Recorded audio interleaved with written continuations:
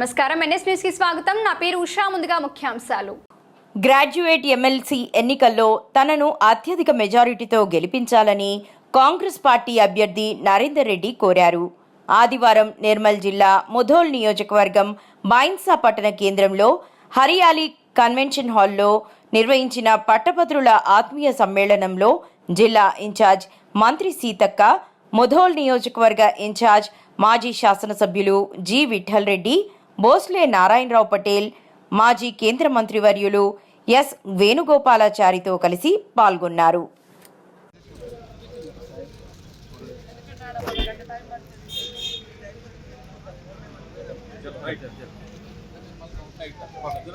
మనం ఒక 70% ఓట్స్ మనం ఇక్కడ బైన్సా నుంచి మనం తీసుకోవడానికి అవకాశం ఉంటుంది.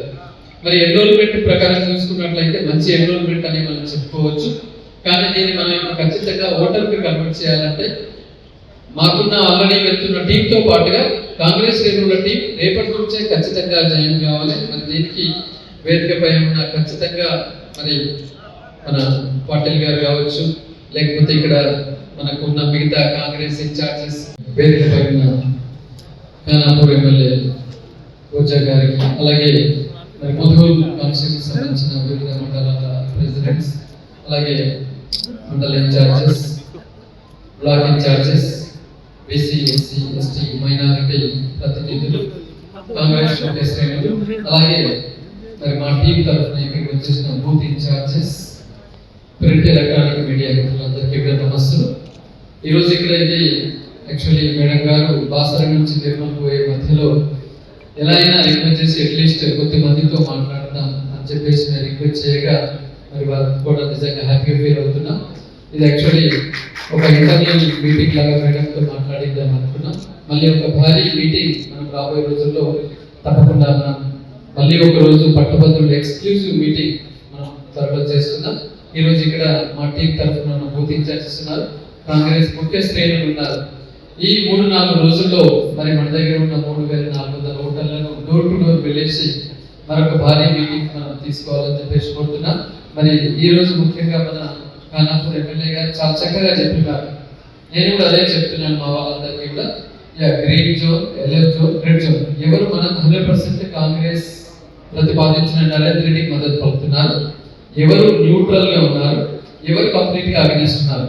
సార్ చెప్పినట్టుగా leave those who are in the red zone.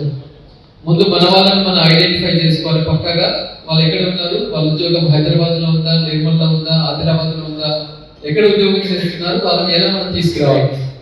తర్వాత ఎల్లో జోన్ లో ఉన్న వాళ్ళని మనం మోటివేట్ చేయడానికి ఒక టీం మనము ఏర్పాటు చేసుకోవాలి తప్పకుండా. అది అందరూ మోటివేట్ చేస్తే అయ్యేది కాకుండా ఒక ఎక్స్పర్ట్ టీం, ఒక డాక్టర్ అనుకున్నప్పుడు ఒక డాక్టర్, ఒక టీచర్ అనుకున్నప్పుడు ఎమ్మెల్సీ ఎన్నిక సందర్భంగా మనం ఇక్కడ సభ ఏర్పాటు చేశాం. మరి ఈ కార్యక్రమానికి ముఖ్య అతిథిగా చేసిన గౌరవనీయులు మంత్రివర్యులు సీతక్క గారికి పంచాయతీరాజ్ మరియు హ్యూమన్ సర్వీసెస్ శాఖ మంత్రులు, అదేవిధంగా మాజీ ఎమ్మెల్యే నారాయణరావు పటేల్ గారు, ఇక్కడ ఏదైతే ఈ నెల 27 రోజున ఎన్నిక జరగడంలో ఆ ఎన్నికల్లో కాంగ్రెస్ పార్టీ తరఫున కాంగ్రెస్ పార్టీ హైకమాండ్, మన గౌరవ ముఖ్యమంత్రి రేవంత్ రెడ్డి గారు, పిసిసి ప్రెసిడెంట్ మహేష్ కుమార్ గారు, గౌరవనీయులు పెద్దలు, ఆక్స్ఫోర్డ్ స్కూల్స్ అండ్ కాలేజెస్ సంస్థ అధినేత వీరిని పార్టీ తరఫున సెలెక్ట్ చేయడం జరిగింది. గౌరవనీయులు నరేంద్ర రెడ్డి గారు ఇప్పుడు మీకు పరిచయం చేస్తే వాళ్ళు కూడా మాట్లాడతారు, సభ గురించి మాట్లాడతారు. అదేవిధంగా ఈ కార్యక్రమంలో పాల్గొన్న కాంగ్రెస్ పార్టీ జనరల్ సెక్రటరీ మరియు కరీంనగర్ జిల్లా జనరల్ చైర్మన్ కొత్త మల్లేశ్వర గారు, అదేవిధంగా ఈ కార్యక్రమంలో పాల్గొన్న ఎమ్మెల్సీ దండ విఠల్ గారు, బూత్ ఇన్ఛార్జ్ నాయకులు అందరూ కూడా దయచేసి ఆ ఓటర్ లిస్ట్ ఉంది, ఆ లిస్టు ప్రకారం బూత్ లో వారిగా ఇక్కడ ఎవరెవరైతే బూత్ లో ఇన్ఛార్జ్ ఉన్నారో బూత్ లో వారిగా కూర్చొని మరి ఆ ఓటర్ల దగ్గరికి వెళ్ళి కలిసి ఓటు అడిగే బాధ్యత మీది అని ఈ సందర్భంగా తెలియజేస్తా ఉన్నాం.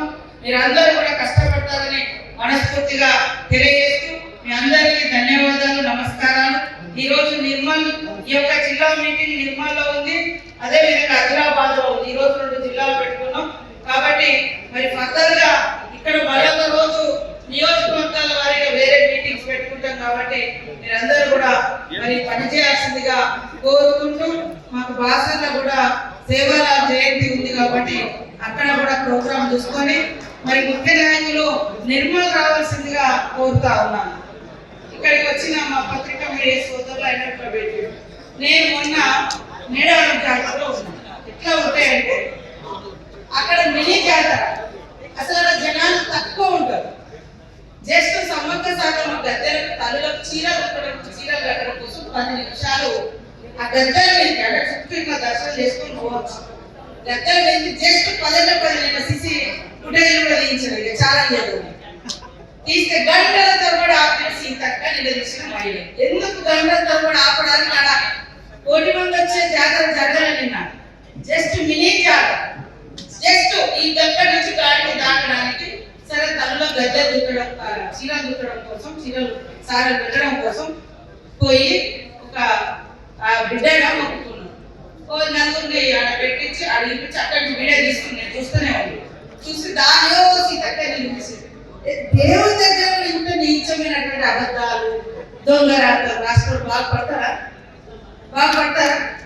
జనాలందరూ తూతూ ఉంచి మీడియాలో అరే ఆడ ఆపడానికి గంటలు పెట్టినప్పుడు జనం లేరాడా నిజంగా.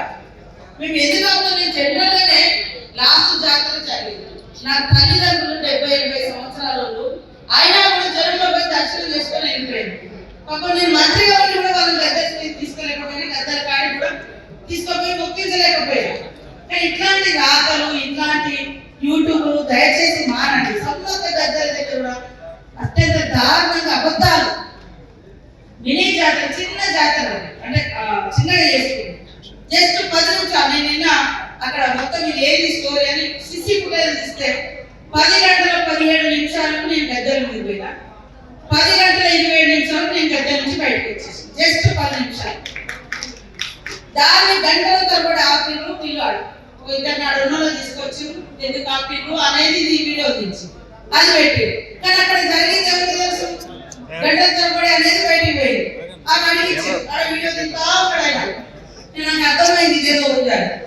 కాబట్టి దయచేసి మీడియా కానీ పార్టీలు కానీ రాజకీయాలు కానీ యూట్యూబ్ విలువలు కాపాడాల్సిన అవసరం ఉంది.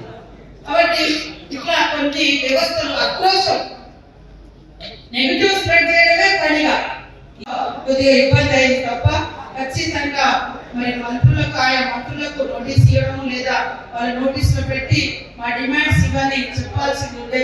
కాబట్టి ఎప్పుడైనా ఇంకా గత భవిష్యత్తులో కానీ ఈ 4 ఏళ్ళు కానీ ఎప్పుడైనా ఈ సమస్యకు కాంగ్రెసే పరిష్కారం చూపిస్తుంది. ఆనాడు కూడా ఉద్యోగాలు ఇచ్చింది కాంగ్రెసే, రేపు పరిష్కారం చూపించేది కూడా కాంగ్రెసే. కాబట్టి మీరందరూ కూడా పరిష్కార దిశగా మన నరేందర్ రెడ్డి గారిని మరి మొదటి ప్రాధాన్యత అని కాకుండా ఒకటే ఓటేయాలి. మా దగ్గర అంతకుముందు వరంగల్లో ఇట్లా ఫస్ట్ ఇక్కడ అభిమానంతో వేసి ఇంకోరు వేసి అది వేరే అవుతుంది. కాబట్టి నరేందర్ రెడ్డి గారి యొక్క నెంబరు పైనుంచి రెండవ దానికి చక్కగా చిన్నగా 1వ నెంబర్ గీయాలి అంతే. ఇంకా వేరే గీయాలి, ఒకటే గీయాలి, నీవు గీత పెట్టాలి. అది మనల్ని అందరూ కూడా మీ కుటుంబ సభ్యులకు చెప్పండి. రేపటి వరకు కరపత్రాలు పోస్టర్లు ఫుల్ ఫ్లెడ్జ్ గా, ఎందుకంటే యాక్చువల్ గా రేపు ఉండే మీటింగ్ నేను ఉండలేను. ఈ రాష్ట్రం అంటే నాకు నా శాఖకు సంబంధించి వేరే రాష్ట్రంలో మీటింగ్ ఉంది సెంట్రల్ గవర్నమెంట్ తోటి. నేను ఈ రోజు ఈ 2 జిల్లాలు ఆదిలాబాద్ నిర్మల్ జిల్లా ఏర్పాటు చేసుకోవడం జరిగింది. కాబట్టి ఇక్కడికి వచ్చిన ముఖ్యులైన కూడా ఖచ్చితంగా కష్టపడి పనిచేయాలని కోరుకుంటూ ఇదొక అవకాశం. ఎంపీ లేరు, ఒక్కడే ఎమ్మెల్యే మీ పార్లమెంట్ లో. కాబట్టి అటు ఇటు దండమిటన్న గారు కూడా అన్ని తిరుగుతా ఉన్నాడు. వారికి తోడు మన ఎమ్మెల్సీ నరేందర్ రెడ్డి గారు ఉంటే ఖచ్చితంగా అభివృద్ధి పదంలో మేము ఇచ్చే నిధులు కానీ పనులు కానీ అవన్నీ కూడా ఉండడానికి అవకాశం ఉంటుంది. అదే విధంగా రేపు రాబోయేటువంటి లోకల్ బాడీస్ కూడా మీకు బలం ఉంటుంది. ఇవన్నీ ఆలోచించండి. అనేక పథకాలు ఇచ్చేది కాంగ్రెస్. వాళ్ళు బిజీలో ఉన్నారు, మనం వర్క్ బిజీలో ఉన్నాం. వర్క్ బిజీలో ఉండి చేసేది ఓ తమ్ముడు ఎందుకంటే మేము ఇంట్రాక్షన్ పెట్టుకున్నాం, నువ్వు దాన్ని తీసి పెట్టడం అవసరమా? మేము పెట్టుకున్నది చిన్న ఇంట్రాక్షన్ నిర్మల్ రా. కాబట్టి ఇట్లా ఉంటాయి కోడిగుడ్డు మీద ఈకలు పెట్టే కథలు ఉంటాయి కొన్ని, దయచేసి ఉన్నది ఉన్నట్టుగా చూపించండి. కాబట్టి మరి ఇక్కడ వచ్చినటువంటి ముఖ్య కార్యకర్తలు కానీ అదేవిధంగా మన నరేందర్ రెడ్డి గారి యొక్క అభిమానులు కానీ మరి బూత్ల వారిగా లిస్టు తీసుకొని ఇక్కడ మీ బిడ్డలకు చెప్పండి, చదువుకున్న పిల్లలకు చెప్పండి. ఇవాళ ఈ గవర్నమెంట్ లోనే 53,000 ఉద్యోగాలు ఇచ్చారు. మరి గతంలో